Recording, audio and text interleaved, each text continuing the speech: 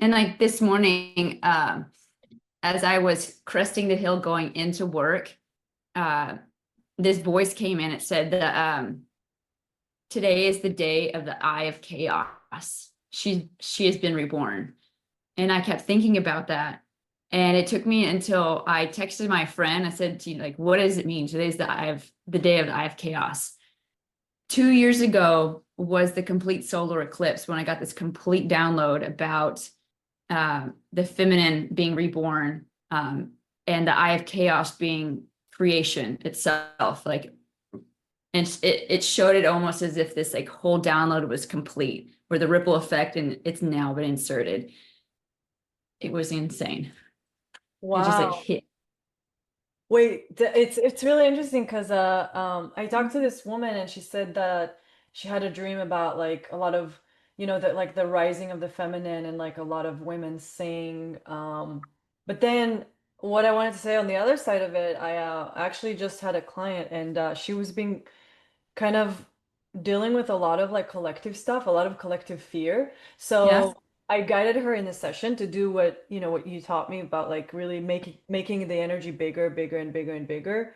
And eventually like what she saw is like basically Earth is just getting destroyed. Like the more fear, it's like this like black hole that just kind of takes everybody and it's just basically eventually exploded. But the energy in her body felt way lighter after it Wow. exploded. It was just like it basically was gone. But then there was a little bit like there was a grief that came up for her, just like of losing the earth. So I don't know, that feels really relevant with what you're saying.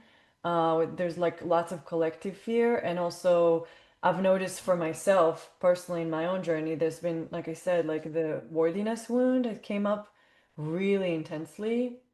Like it came up 2 weeks ago, it started to come up, and last week, I sat with it. I mean, so the whole week I was really processing all the feelings and just really going into the grief, the pain, the fear, like really intense stuff, and just really sitting with my inner child and like holding her.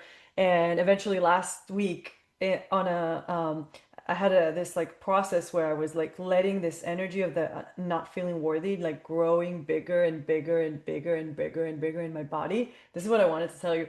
And then boom, it exploded and it just like What? it was like a massive upgrade. Like I was like I totally get it now. I mean, I've tried it other times, but this was the first time that I felt it so viscerally, what you've been transmitting to me all this time. So I just wanted to share this with you because it was so cool. Well, since we're recording, walk through the process of what it means to actually hold the energy, like, and like be a part of it. Yeah. So the way it was for me in that process was just I started feeling really uncomfortable, like very dense energy, specifically in my stomach area. And then I remembered your transmission, like so it's like it was just like, okay, releasing this story about what I'm thinking about this energy, like, oh, it's wrong, it's bad, or it means this, it means that. So just like kind of releasing that story, but just like allowing the vibration to be bigger and bigger and bigger. And I just made it bigger inside of my body and bigger and let it grow. There's no story, there's just a sensation. And it's honestly, at that point, it's not even uncomfortable. It's just, it's very neutral almost in a way. Um, not, I don't know if like new, it's just like, yeah, like just a vibration. Yeah, it felt heavy, but there was no story attached to it at that point. And I just kind of let it grow bigger and bigger in my body. It's like, oh, I want to like, just let it grow. And I didn't know what was going to happen. And it was just kind of me closing my eyes and imagining and visualizing it become bigger and bigger. And it was very dense and kind of like brown and just like, oh, like heavy. But I grew it bigger and bigger and bigger. And eventually, at some point, there was explosion, an energetic explosion. And it just like, it's almost like went from like this to like that was the contraction, but I made the contraction bigger almost, and then eventually the expansion happened, and it happened like massively, and I could see all the ways that I've been limiting myself, all the ways I've been limiting myself, all the ways I've been limiting my relationship with my husband, like all the way I've been limiting myself, like me being seen and just by not knowing my worth, and I could viscerally just like feel it. And it's just like the craziest thing, you'll love this part. Okay, I knew that I was limiting myself. I could see it so clearly.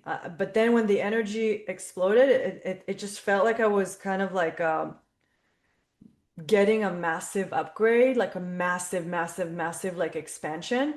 And I had a feeling like, oh, I think like I've been kind of, it came to me like with like social media and like being seen on social media and I was like thinking about, oh, like I've been really blocking myself from being seen. And then I had a feeling that something is happening, but I didn't know. I didn't touch my phone that night.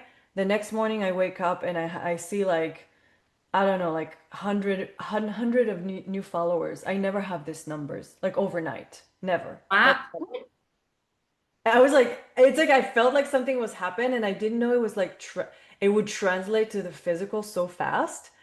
But I was kind of like, oh my God, I cannot make this up. That's so cool. Yeah, it was wild. Yes. Just holding on to that energy and just and be like, this is mine. I made it. It doesn't matter how it feels, like not letting it go. I'm that old paradigm of like push away or like chop off all the energy that doesn't suit you. I'm like, but it's your energy. It's your energy. And you owned it, you claimed it. Like, and when you claimed it, you literally did expand to the next level of awareness. That is so cool. And Yeah, then people just found you. Like it's just like they were waiting in the wings. And then like as soon as the energy opens up, they're like, oh, now I can come in. So I have totally. like chills. And me too. It's wild. And then I tried it and two of my clients, I've tried it with them. One was today, one was I think 2 days ago or yesterday. And obviously it manifested in different way, but it led to similar thing. Like the theme was very similar. Like make this uncomfortable sensation bigger, like and just kind of allow it to grow and then just see the infinite potential it holds. And it's been really cool. I think that's like, but it does feel what I've noticed. It does feel, I don't feel confident or comfortable to lead any client to this process. It feels people who are more very certain people, like people who are, I don't know, I don't know. I wonder what you think about it. Like it's people who get to a certain level where they can actually like play with these things. You know what I mean? I don't know. What do you think about it? Well, the first thing I'm going to say is like, if you're fearful of it, it's going to be one of your greatest strengths because there's going to be so many people, we have a lot of people that have already reached that level where they've integrated and they've worked with energy, but there's so many people that have never even touched it or felt safe with being with emotions. So imagine being that first person to teach them that any emotion they've felt is safe. Because at the same point, you're learning the same thing too. Like growing up, who taught you that your emotions are safe? You didn't have that person. No one. So walking into that, like as who you are today, like you're fully present, like you're so good with that. And so it's almost as if you're teaching your younger self how to be safe with emotions by working with other people who don't feel safe with their emotions. So it's on one hand, I can see why you don't feel confident yet, because you're also going to be the student during all of this. Like they'll be the teacher. It's the student teacher will just keep reversing back and forth. But then it's also to show you like that's exactly the next spot that you step into. Like Yeah. anybody, I mean, I would put anybody with you and I could say, yeah, they would be completely safe. You would hold them with the highest regard. Yeah, I mean, it's definitely, it feels very playful to me. And it's funny because those two sessions that I did do it was like the way it led to it, I was like, "Do you want to play?" That's what I asked. I asked, "Do you want to play?" And they were like, "Sure." But yeah, it does feel to me, especially people who never don't even know what it feels like to give space to their feelings at any capacity. It's like, how do you jump from this, I don't know, it's like in my mind it's like it's like there's like layers you have to kind of get comfortable with or get used to, but maybe not. Maybe it's not. Maybe I'm thinking of it in a kind of like a linear way, that it's not necessarily how it is. Yeah, because if you walk through it, a lot of it is just, can you be comfortable while somebody else is sitting in discomfort? Because a lot of times, even in my job, somebody's in discomfort, not taking it as my own. You know, I was even talking to my husband today, and he was listening to a podcast, and he was talking about being able to work through grief because he was listening to somebody else's grief. And he was saying that, you know, I was holding their grief. And I had to stop him and say, like, you weren't holding anything for them. Your body was mimicking grief that was already present in your body. That was also your grief matching it. So just even like getting him to own and say, like, this was actually my grief that was mirroring something of theirs. It's really easy for us to say, oh, I was just picking up on what they were doing. But in reality, it's your body coming forth with your own and matching, saying, like, I'm here. So a lot of that's, you know, if you get uncomfortable with discomfort, then like just sit in then you get to just love your discomfort. Be like, oh wow, you know, it shows that your body's actually picking up what they're feeling. You're like, oh, I can love that. And when you love that, you're actually, you know, loving them. And so that's the only way that you walk out of discomfort, is by just claiming it. Okay, yeah, I get it. Yeah, I see it, how it connects with things that you mentioned to me in the past. And like the mirroring that happens when I'm with someone. Especially, I definitely feel it a lot when I'm, you know, holding space for others. And it connects with me with something that you shared once, that I don't know, I feel drawn to this now. You mentioned something about like balancing.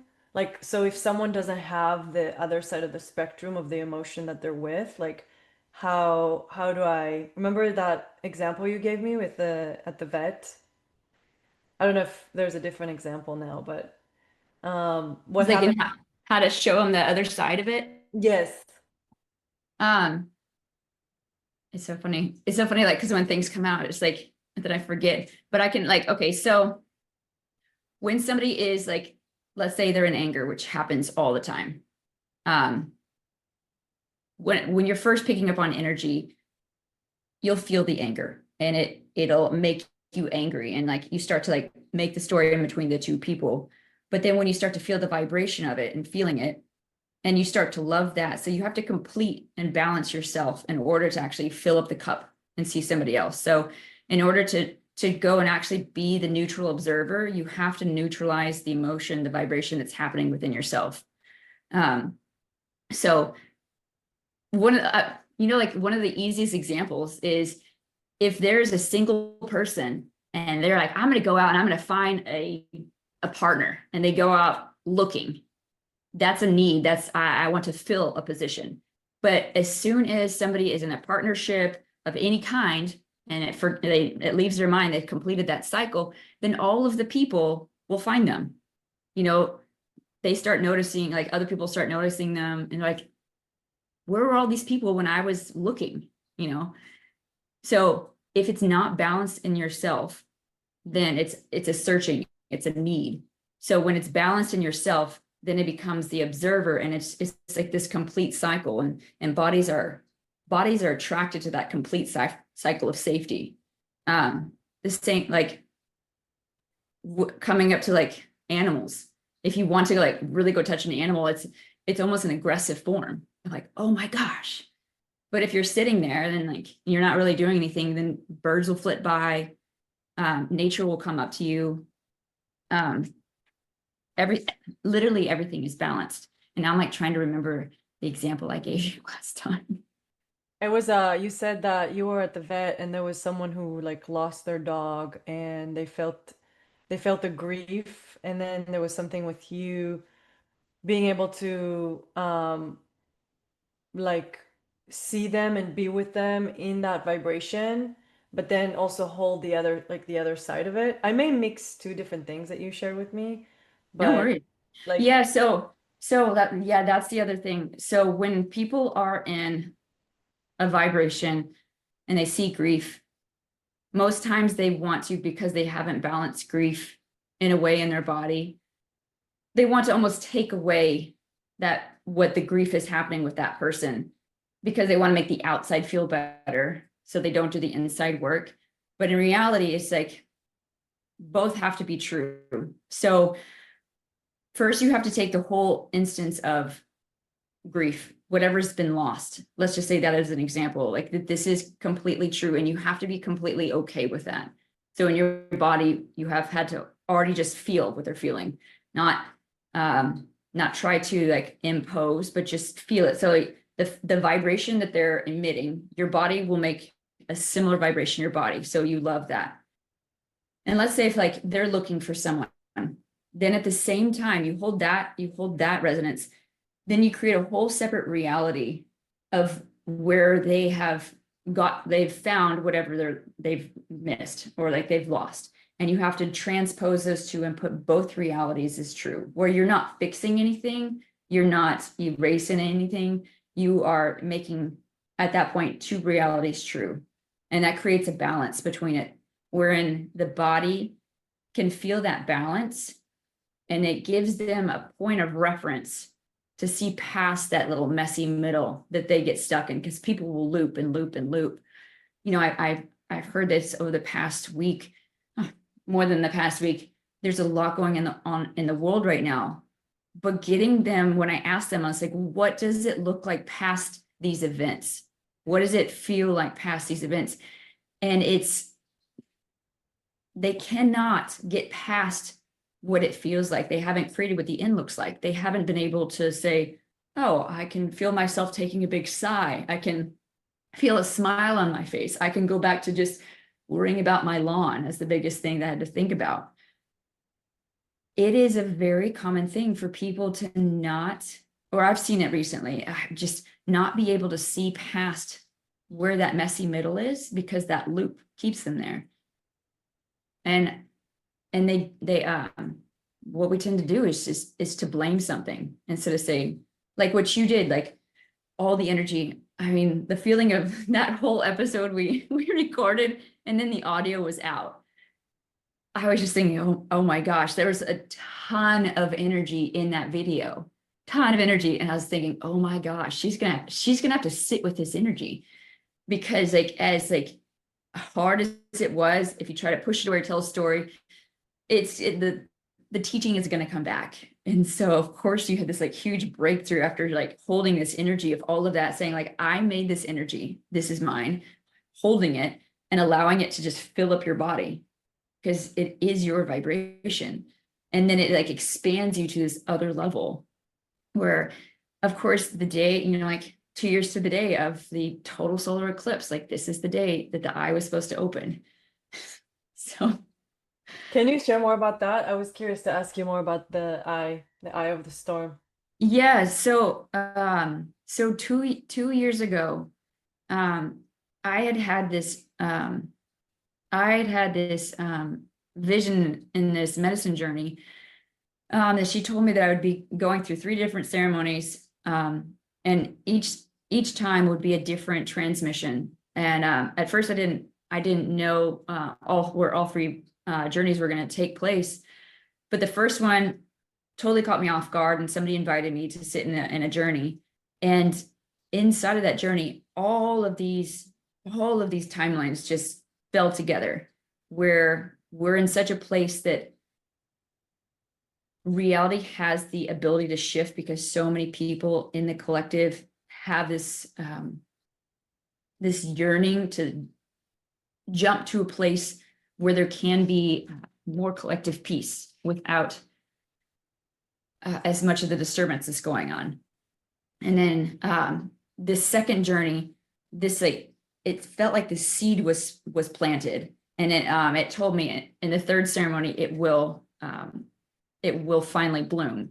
And so during that, she was showing me this picture of Pangea. It was creation, showing me this picture of Pangea when all of the planet, or all the like land masses were together. She said, first all my children were together, and then they split apart to have different perspectives. And now it's time for all of the tribes to come back together. And I held the spirit of the avatar of the moon, which I had no idea who this avatar was.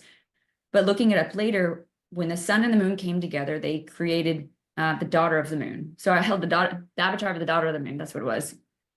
And I saw all of these ancient chieftains and priestesses from the northern hemisphere come and make a collective truce with the southern hemisphere and rebonding and coming back together.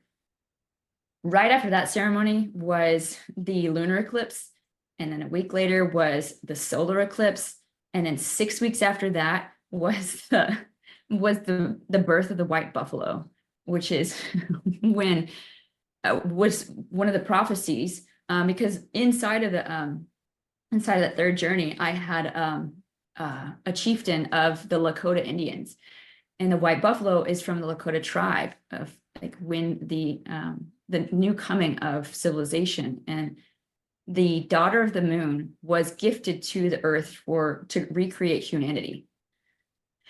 And she told me, she said, the next 2 years are going to be complete chaos.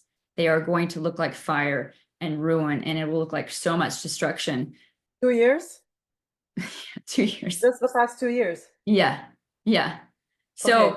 and she said, but in order to rebuild, I have to completely destroy. So I want you to understand that part of nature is chaos, because nature is perfection, and perfection, like, so nature is perfection, but nature is also chaos. So therefore, chaos is perfection, and chaos was the complete cycle of all the emotions and all the cycles of nature. And she said, you have to allow it to fully complete its cycle. So, and she showed me all, it was in, I asked her, I said, I was asking creation, I was asking, felt like a whole TED talk about why I was like certain people. And she said, you cannot take out anyone without omitting all of them. They are all part of creation. And she was showing me how you need certain placeholders to destroy and others that rebuild. You know, like, so you have to, in order to do this, have certain placeholders. And so there's this timeline that was being shown. And I don't like things that are happening to people, unspeakable things. So I don't ever say that should happen. I don't ever want any of these unspeakable crimes to happen to people. But I also know that it happens to people. So like, I do want to make that clear that like, in no ways do I want to say like, it's okay, because it's not okay.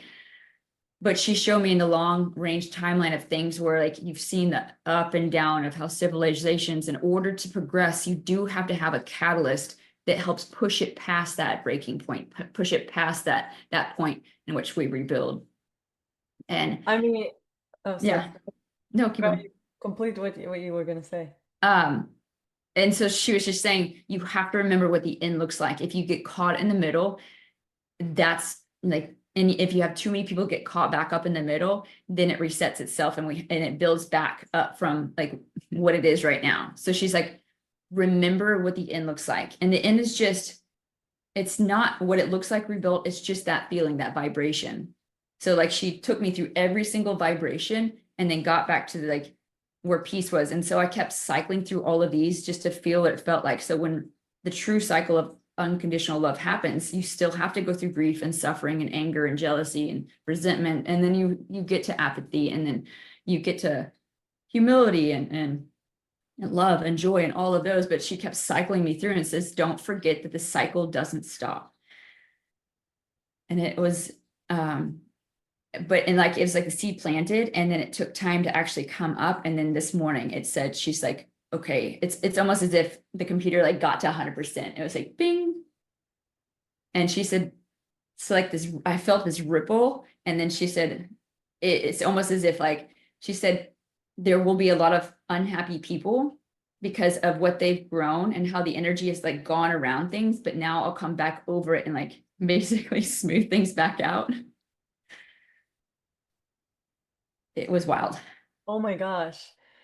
That's, you know, what you're saying about that, like the catalyst. I feel like I know it personally so well from my own awakening journey. Just like I mean, just like the other week about the worthiness, it was so like one week I had this contraction. It was so uncomfortable. There was so much fear that I felt. There was so much grief. There was so much pain that I sat in, and I just felt it. And then, it took a week for me, and not lifetimes and lifetimes, because I already kind of know how to sit with these things. Like it was very smooth. I was able to actually sit in the feeling and be with it. But then and then eventually it's like it was just like led to so much expansion, and it's like, and then after that I was like, wow, it's really interesting because I've felt this before, and I'm very much like a data kind of person, like, okay, this is how like the cycles, like this happens and then this happens and then this happens, and it's like obviously different content every time, but it's like the cycle is the same. It's like before a huge expansion, I feel extremely uncomfortable. And it's interesting because what I was seeing like around that, it was like, first of all, I was like, okay, I now I'm very consciously aware of the cycle, because it was, you know, 3 weeks, it was very quiet and still. And then it was very extremely uncomfortable, like super uncomfortable feelings that were coming up. And then boom, expansion. And now it's like expansion. And then I was feeling into it, and I was like, this is just as within, so without. It's gonna be the same at a collective level. And I was thinking about all the energy that is like, because I'm originally from Israel, but it's like I was thinking about the land, right, where I'm from, and it's like I felt all this like heaviness and density that is there, and I was really feeling like, oh wow, it's like it's I can see how the same kind of phenomena that happened to me, where it just exploded, it's going to happen in that area of the world at some point. I don't know how many years, because it's way slower the way the earth moves and such, but it's like the same, the cycle is the same. This is that the energy works the same, and it's like I could just see like, oh, at some point there's going to be a massive explosion there, and it's kind of the same energy, and it's very much connecting with what you're saying. Yeah. And being able to hold that and then see past that point, you're able to start creating the grid, like what you do with weaving. Something's going to happen. You can already be ahead of it, knowing that there's going to be a messy middle. There already is a messy middle, but then you can also start planning what it looks like when it settles, and what does it look like to actually be on the other side of it, instead of being caught up in like, there's always going to be a war, there's always going to be a fight. Well, so many people put that into the world, like their words are magic. You can start actually putting into the matrix, this is what happens on the backside, this is what it looks like to be rebuilt. I tried to tell somebody that this morning. I said, maybe there's a jackhammer that's jackhammering all this stuff away, and it's falling down, but on the backside, that a new house is going to be built. So do you keep getting mad at the jackhammer for like jackhammering down this old house that really wasn't working anymore? Do you keep getting mad at it, knowing that there's going to be a new house that can be rebuilt? Or do you allow it to just break down and then rebuild it? And then imagine every single person being allowed into this house, and that there's joy inside this house, and that there's plenty of food, and there's plenty of places to sleep, and anybody can come in and get taken care of, like chilling, you know? So allow the jackhammer to do what the jackhammer is doing, and then start planning what the house looks like rebuilt. Yeah. And that was actually a concept that was hard for her. She got a little bit angry because part of her still wanted to have the story. I'm mad that the jackhammer is breaking down the rock. And the concept of putting down the anger, she almost thought that I was dismissing the anger, which I'm like, no, you can be angry, absolutely be angry, but also remember the gift it's giving you. All the bricks that you're breaking down go to rebuilding a house. It's a retaining wall, like identifying the structure. Yeah. Wow. It's very fascinating for me. I think the thing that's kind of coming up for me, because it's like literally what you just said, I felt it on an individual level last week when that expansion happened. I could see this like massive, I mean, like the life that I couldn't even imagine in a million years, that is already happening, and it's actually right here, right now. But I feel like the thing that really blocks it from people to be able to get to that place is like not being conscious, or just Yeah. not being able to see the reality of what's, like, just see different perspective, or like just kind of see the whole. I don't know, it's just like the word that's coming up for me is disconnection. There's like a lot Yeah, of. it's like that flow. And it's actually, because that still has to happen all in its own time, because we all are in a spectrum. You still have to have the antagonist, you still have to have the catalyst. So you still have to have those people that push back and forth, because if you don't have a catalyst, then people don't shift. And it's so funny because people want us to all wake up at the same time, but then you have to remember that you have to have the catalyst that says, no, it's not going to work. You have to have the person that pushes you so hard until you say, I don't want to do that anymore. And I want to go this way because that feels too much. Like, I'm going to go that way. Or like, it's like that person that tries to get back with the ex and it's just not working. It's not working. It's not working until they finally decide, I don't think that person's right for me. And then as soon as they say that, then the person of their dreams just walks by. Yeah. They were there all along, but until they said, yeah, that's not working. Yeah. I'm ready for something else. Yeah, there's something about that that I wanted to bring up, but I forgot. Gosh, it just slipped my mind. Something about the collective and like what's happening right now. Um, what's it? Gosh, it totally slipped my mind. Okay, maybe it'll come back later because I also had some personal stuff that I wanted to bring up, and you, I guess there's a couple things that have been coming up for me. So I guess we're gonna go in and maybe we'll go out again. Like as within so without. So yeah, so for me, I've noticed that, you know, of course, because I've been through a lot of sexual trauma, but also because I've been through, I came from religion where men were kind of the patriarchy and kind of controlling fear-based stuff. I've noticed that I've noticed it more recently, but it's something I've known for a while, that I have like fear of men, that I'm like really scared of men, and my fear of wasps is actually represent that. Like I'm projecting my fear of men onto wasps, and it just really made me like really feel recently in the last few days like how even from Josh, like my husband, I was scared of him for a while. Now I feel like in the developments of what happened in the last few weeks, I feel actually like, oh wow, I have a really safe man that I'm with. Like I can actually trust him and be vulnerable and relax, which a lot of that is what happened in the last couple weeks. That's related to the worthiness thing, and also had like sexual awakening with that, with with him, and just really being able to trust him and be vulnerable with him. But I'm noticing like this theme of like fear of men is really coming up for me a lot. And I think the thing that's really underneath that is like like fear of being controlled, fear of being trapped. Um, like I noticed that's the theme that's keeps coming up in my life, and like I always said, like in the past, like my biggest fear is to like feel like I'm trapped. Um, and I don't know, I'm like really feeling it right now, and I'm kind of in it. And I'm noticing like also all the ways that I've been manipulating, Josh, in very subtle ways, in very much like ways that it's like I don't even know that I'm manipulating him or trying to control him, because underneath there's like fear or whatever worthiness is.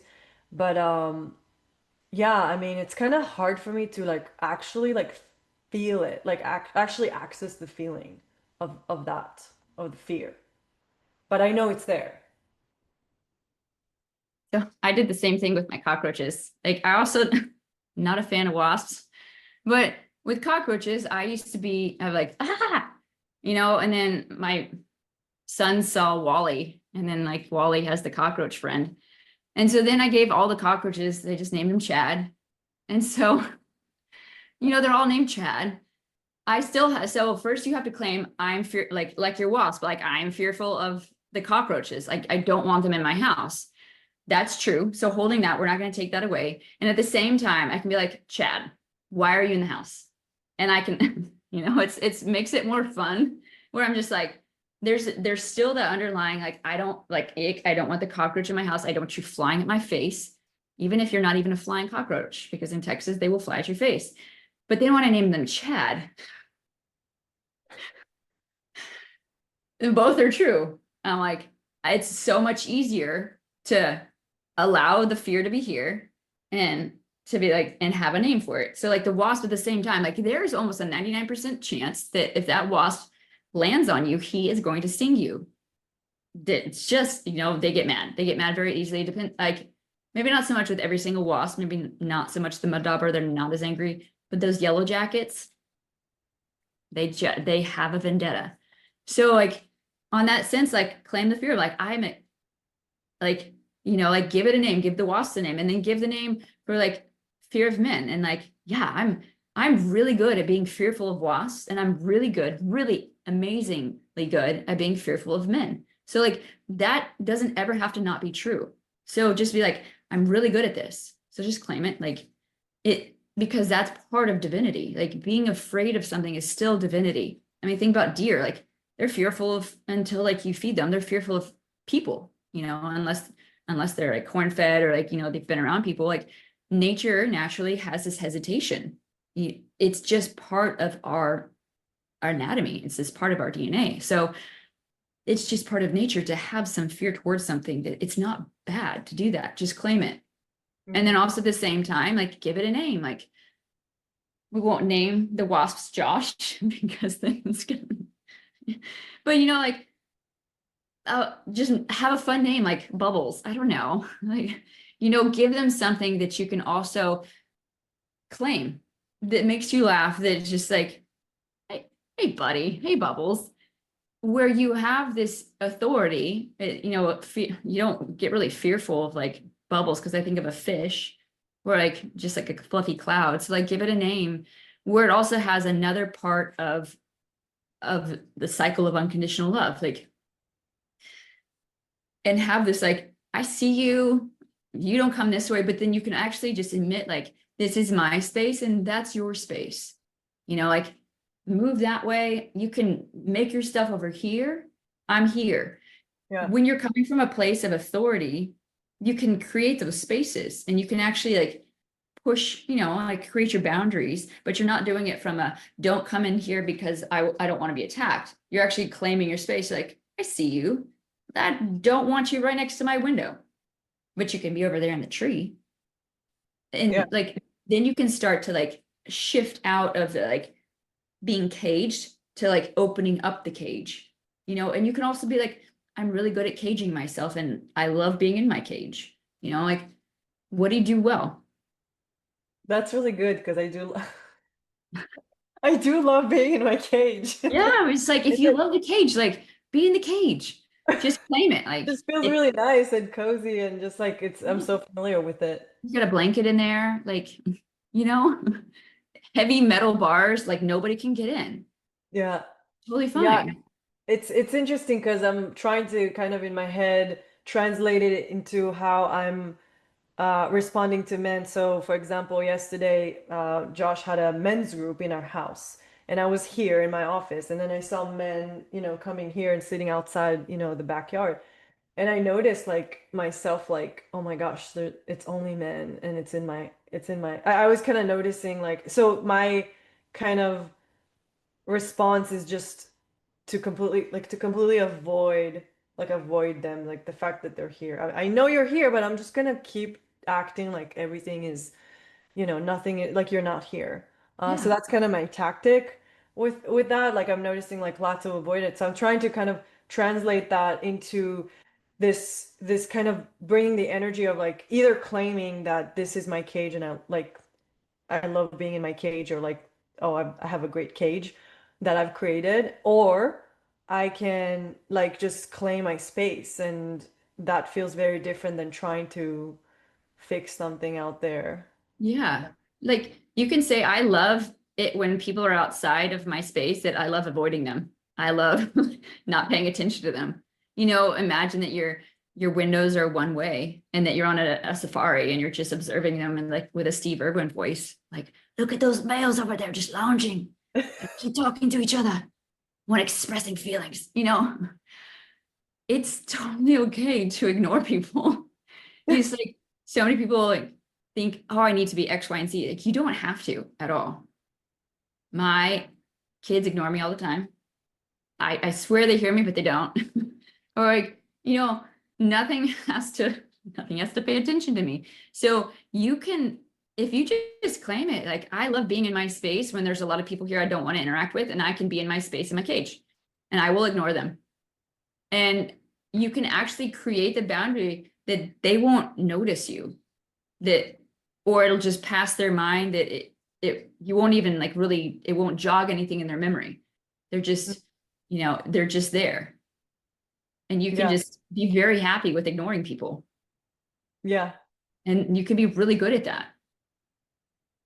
Yeah. I just I need to keep remembering like well, one thing I started claiming is like I'm really good at manipulating. Yeah. Yeah. Really good at masking. I'm Yeah. great.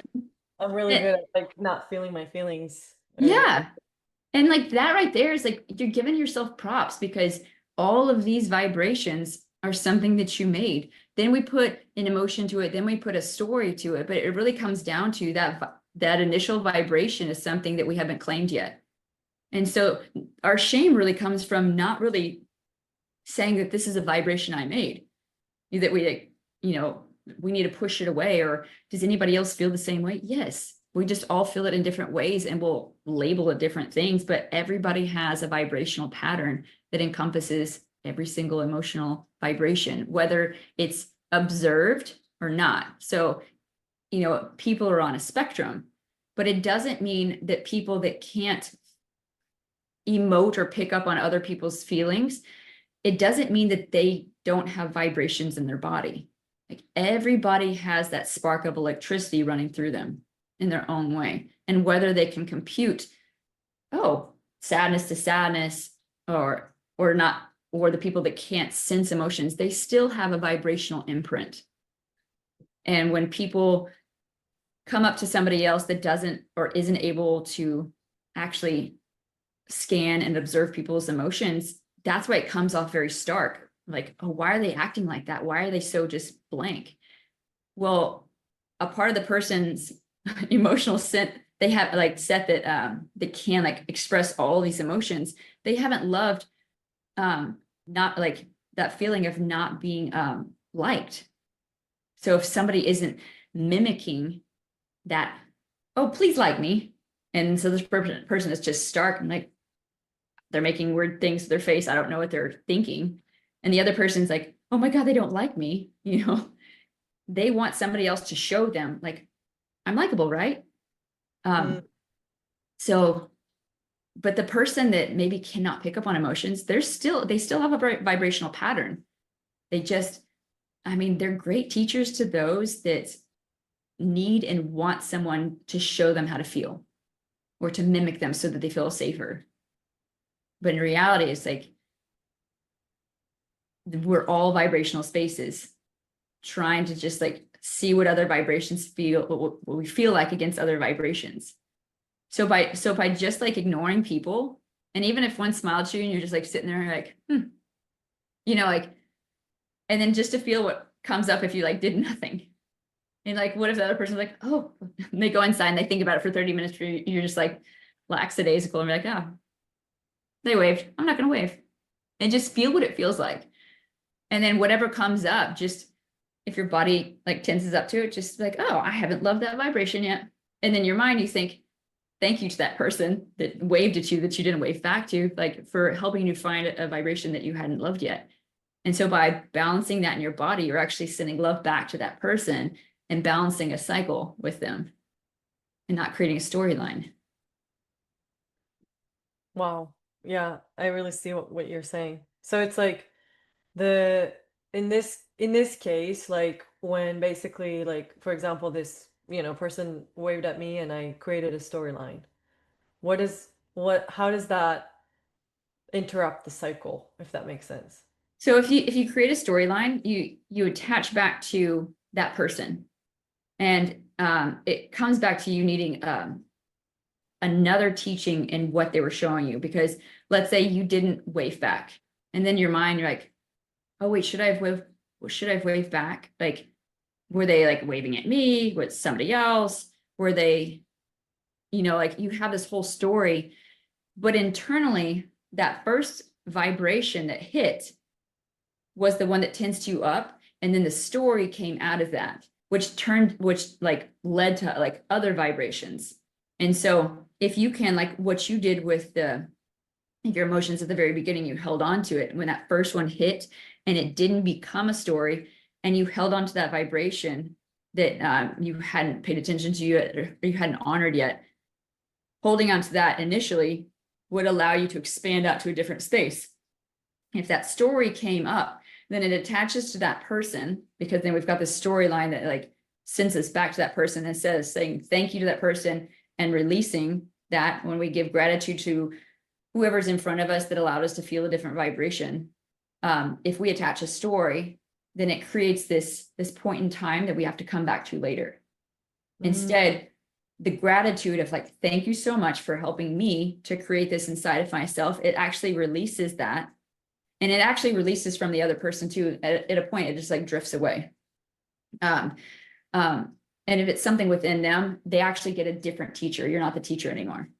So by holding it and just saying thank you, you're able to like expand out and hold on to a new energy source. And like what you said at the beginning, it'll like lead to this like expansion of basically your auric field.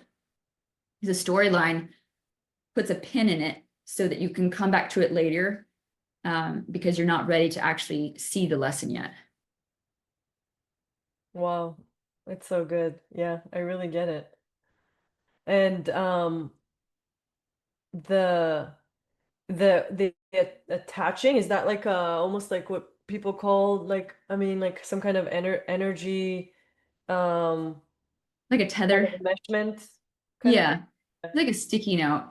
And so what your body is remembering is just the vibrational imprint. And so that energy will store in your body. And some people say, oh, it's dark energy. It's technically not. Okay, so dark energy is just infinite energy. So in the infinite, everything is dark, because when you have everything inside of something, it's dark because nothing stands out. It's just it'll just combine into this pocket of information that has yet to see its potential.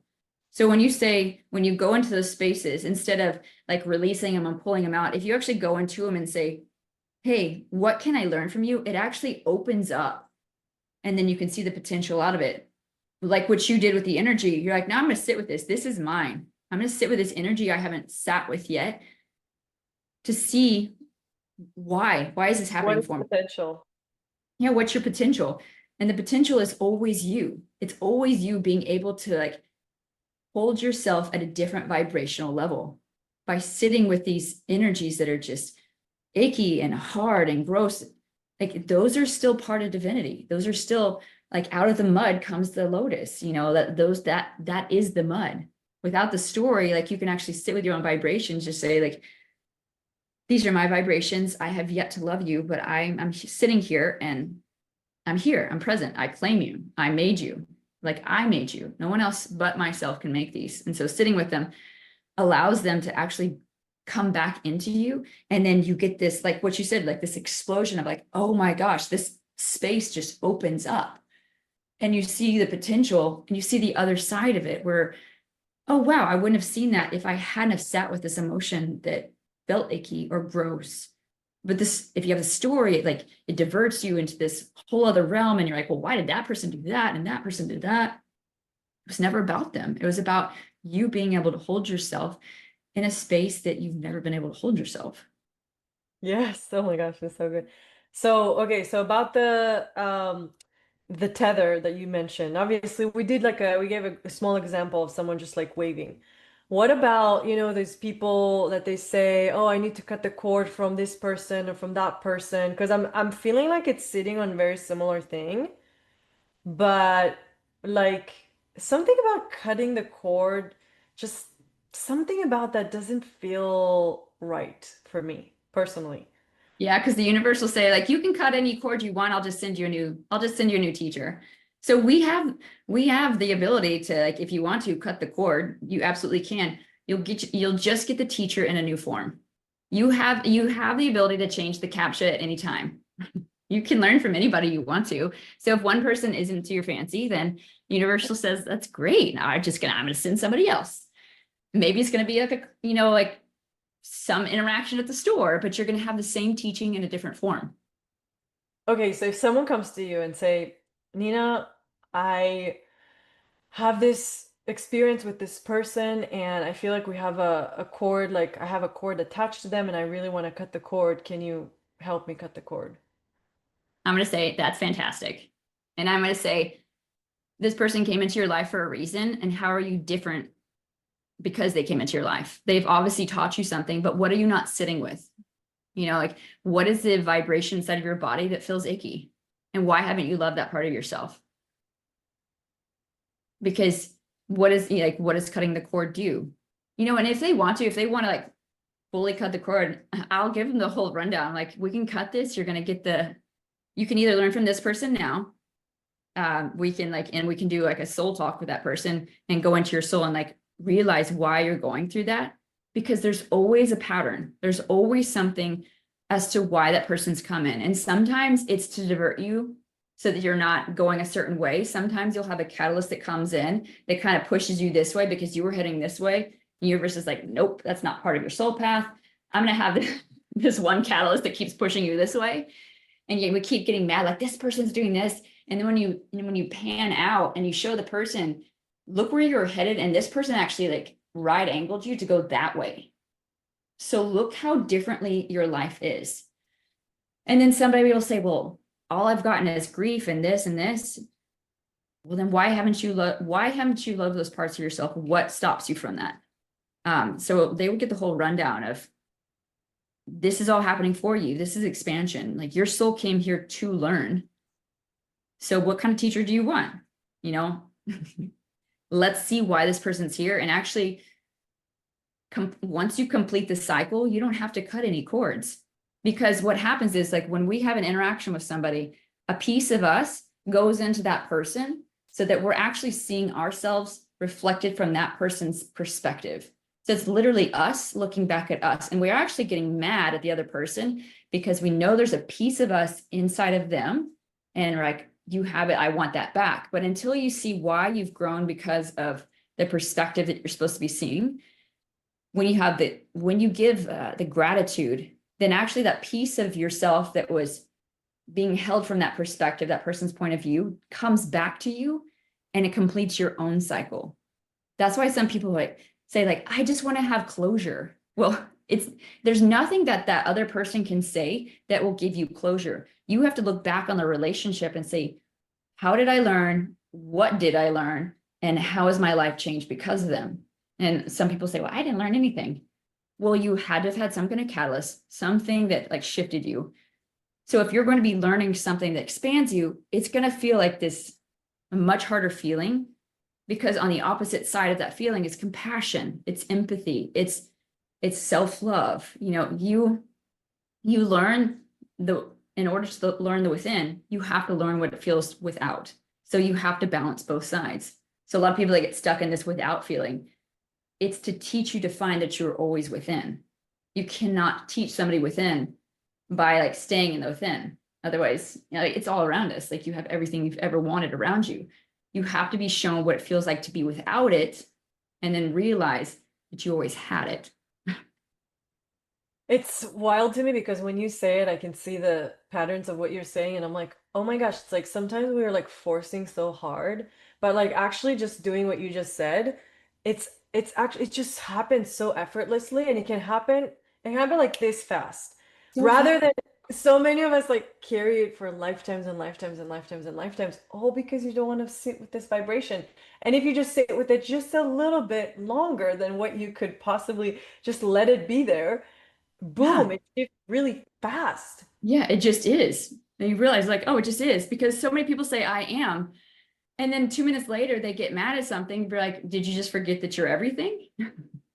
Like the grief has the same like vibrational impact as happiness, as the love, as joy. It's, it feels heavy, but you need that as a foundational standing point in order to like hold joy. Like you need that like anger in order to see like pure happiness. It's like you have to have the balance of both sides in order to fully comprehend like how like magical it can be. Otherwise, it hits on deaf ears. Yeah. It's like, this conversation makes me feel really, really grateful for my ex boyfriend who was extremely mentally and emotionally abusive. Because it's like what he did to me, it's like I was like what you said, I was going this direction and he came in and just like I was like I was supposed to go this direction, but I was gonna go this direction. And then he just like did this and I was like, so I just really feel the gratitude for him and like what he just gave to me, and like literally within a month it's just like, I met Josh and just decided Yeah. to myself. And it's really, I mean, everything that you're sharing, I'm thinking about actual experiences I went through in my life that I'm like, oh yeah, I know this from this experience, this happened to me, I know this, like, it's like so amazing. And think about that, how easily you would have gotten stuck in the old patterns. And then you have somebody that actually, in more of an adult life, like pushes you into it. And you're like, actually, no, I'm not going to do that. And then look how much you've like given to yourself, like going into your shadow work, doing all the work that you've done, like doing RWAM Technologies, all the stuff all the time and energy you've put into dedicating to yourself. Like, would that have happened if you hadn't had that catalyst? Would you have been back down that same spiraling pattern? Would have been like 30 years from now when it's like, oh wait, I don't want to go down that path. You have to like thank that person that turns the spigot and then says, I'm shutting you off from the water. Go that way. Go find another spigot. And so many people are like, turn back on the spigot. And you're like, no, go find another one. Wow. That's, yeah, that's so true. Um, yeah. Okay. I do remember what I wanted to say, but Yeah. we're on time, so I You don't can know. still, you can still say it. Yeah, okay. So, I'm wondering what you're thinking about this because I saw a few people talk about it, how um the like where we're going on a collective level is just like like people were talking about how like the earth is going to basically um get destroyed, or like people are gonna die. And like there was this woman I heard about, like that she said that her mission is she came here to help people when that time comes. And it's like she called it the day where you're basically take your stuff and leave, like you get evacuate in a way. Yeah. And then there was another woman that was talking about that, and she said like how in one timeline it will happen, and then another timeline it will continue as normal, and it kind of depends on where you're at. um something about Something, I'm not sure. It's like it just, I notice in me, like, and I notice like feeling drawn to it and like interested in like, oh, what is that? What is that like? What is like, yeah, like what does that mean? Is it actually true? Is it just a specific timeline that's gonna happen in this way? I don't know. It's just something that I noticed, like feeling curious, and I'm wondering if you have anything to share about. Yeah. So when people come up like that, like every single perspective is true. You can't take out one without taking all of them out. So first, the first thing that comes up is like, it doesn't matter what she's saying, like it's the vibration that you felt. She's helping you to feel a certain vibration. The more vibrations that you can feel within yourself that don't cause a reaction, the more unconditional you become. It all comes down to that everything is true. Everything is. So she's literally showing you expansion, like plain and simple, down to the easiest thing. So like the story doesn't matter. It's like, what were they saying? What was that vibration? Have you allowed it to expand your auric field yet? Mm. Gosh, my mind really wants to like I Yeah. can feel it. So like, but you can also go down the story. That's also true too. So That's the fun part. It's like, that's the part of humanity, to like, to go so far that you've forgotten all about unconditional love, all about like this like balance. Go down that way. That's why you're human. You're here to like experience it. So if you're gonna do it, be like, I'm so good at forgetting everything and just diving in. So go down like the rabbit hole and X, Y, and Z, and just pretend, just create. It doesn't matter. It really doesn't. It's just allowing it to be. I mean, what's the difference between her saying something or the 3-year-old saying that my box is a rocket ship? There is no difference. So like, if like, okay, so yesterday somebody had come in to the shop and he was basically saying that he knew more stuff than the people there that were working at the salon. And I was just talking to him. I'm like, this is great. You know, and he's like saying all this stuff that he's smarter than everybody. And then afterwards, somebody said, like, you were so nice. And he was just like getting mad at all of, you know, saying that we weren't smart and like they were getting upset. And I looked at her and I said, that's his reality. Who am I to say that his reality is false? Like, that's not for me. He didn't even ask my opinion. Nina, do you think that my reality is false? He didn't ask that. He just wanted to say his reality. So I was like, all right, I'll listen. It doesn't matter what you call me. I don't have to claim it. You can call me not bright, but it doesn't matter when it comes down to it. But so many people were getting upset that he said all these things, but it's only because they wrapped themselves into his reality and didn't agree with it and then got mad at him. And in reality, they should say, isn't that great that he just said that? That's what he wanted to say. Because I'm just sitting around like, this is a great story. But so many people got so mad and were actually not giving him the time of day because they felt threatened. I didn't feel threatened. I was just having a great time hearing him tell the story that he was telling because he was so excited. Because it wasn't my story. It wasn't my reality, but I could sit there and believe in his reality for a bit and just be like, that's cool. All right. But I don't have to pick it up as my reality and I don't have to take you on as a teacher. But whereas like 8 other people are upset because he said something and took it, the story, and went off with it. And they're like, I can't believe this guy came in here and told us that we weren't bright. And I was like, at some point, I'm not bright either. So I have to claim it. Everything is. At some point in my life, I've forgotten words. Okay. At some point in my life, I've like messed up formulas. Yes. Everything is. And so I've already honored that part of myself. I'm like, I've had some not so bright times. Yeah. It's true. Everything's true. Yeah. Yeah, it just feels light for me to hear that. And I mean, you know, I know it's something I'm hearing you speaking to it a lot. You know, it's like there's that same one core that you always go back to that I'm always like you're always hitting on. And I'm noticing like how my mind wants to make it about like the external world and like in all the subtle ways because in some ways you know, it shows up differently, but in some of the ways that I'm like, oh, this, and that, and it's like, what does that bring up in you again and again and again? It's kind of like that. It all comes back to you. It always does. Have I loved this? Have I accepted this part of myself? The other day, I had this extreme fear coursing through my body right before bed. And I could have gone into a story, but I just sat there with it and I was like, thank you, fear. You're so uncomfortable, but I love you too. You're a part of me. And it went like this, and it just went, it just absorbed right back into my body. And then I just fell asleep because I just said, I acknowledge you and I made you and you're awkward, but I love you. I love you because I made you.